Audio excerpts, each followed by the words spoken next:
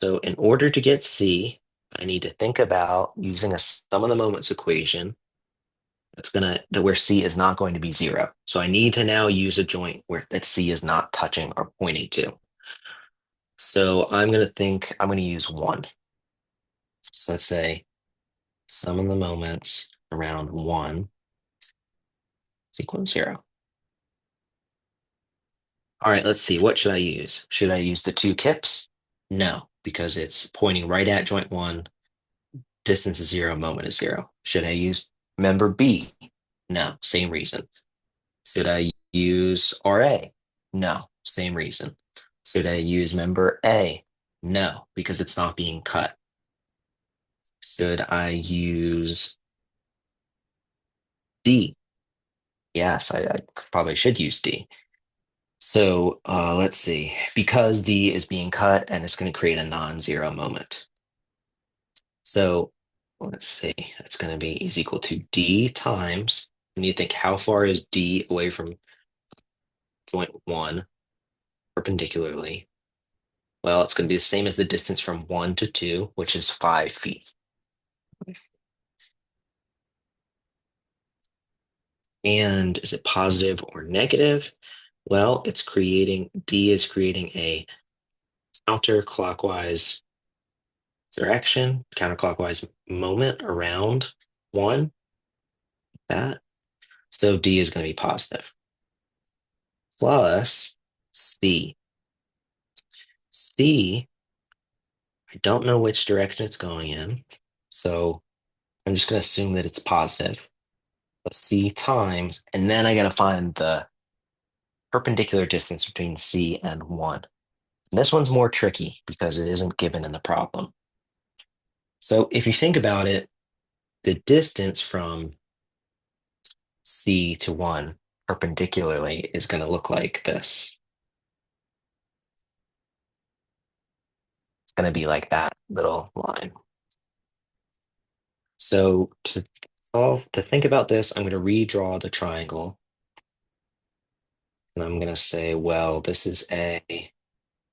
This, I don't know. It's X. And this is C over 2. See, I'm drawing this triangle right in here.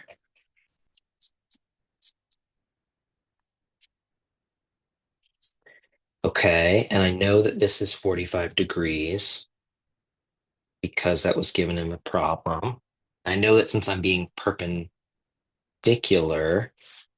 I can say this is 90 degrees and this is 45 degrees.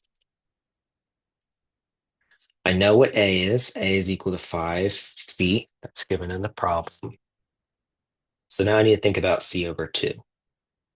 Well, if I look at the problem, I can see that there's this other triangle going on. There's A and B and C.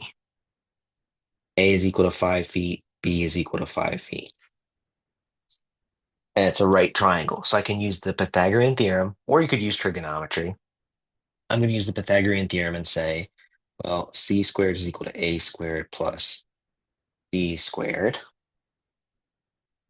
So C squared is equal to 5 squared is 25 plus 25. So C is equal to square root of 50, which is 7.07 feet. Okay. So now if I go back to this triangle,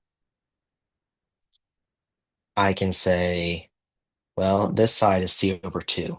C over 2 is equal to 7.07 feet over 2 is equal to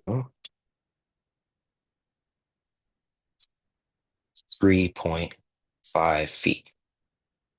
And luckily, because it's a 45-degree triangle, this is pretty easy to get X because I can say X is equal to C over 2 because it's a 45-degree triangle and A is the hypotenuse. So I can say X is equal to 3.5 feet.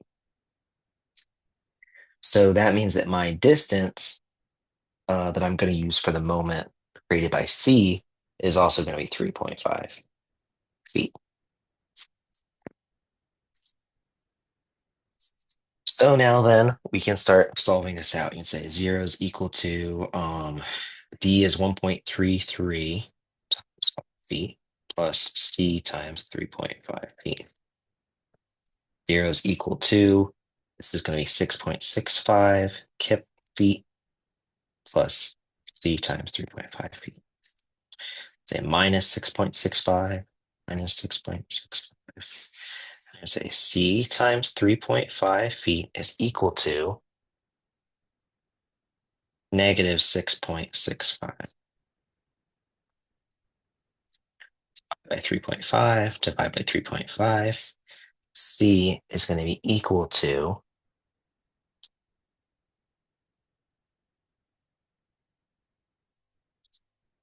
1.9 kips.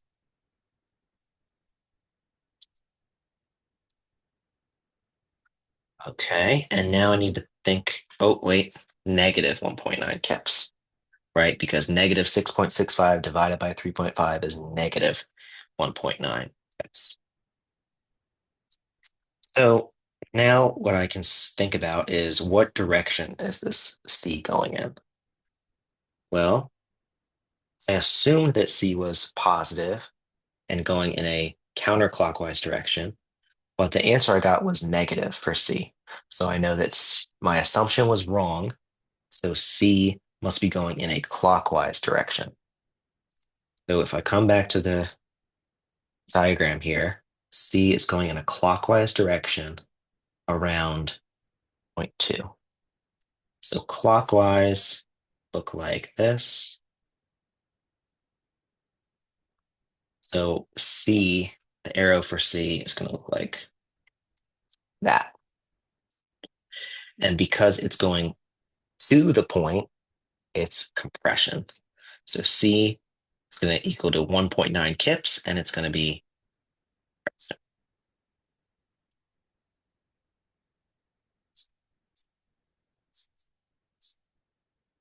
Okay, I'm going to stop there for now, but you could use the same method to cut through any three members on this truss and get the forces on them, just the same way. Hope this was helpful. If you have any questions, let me know.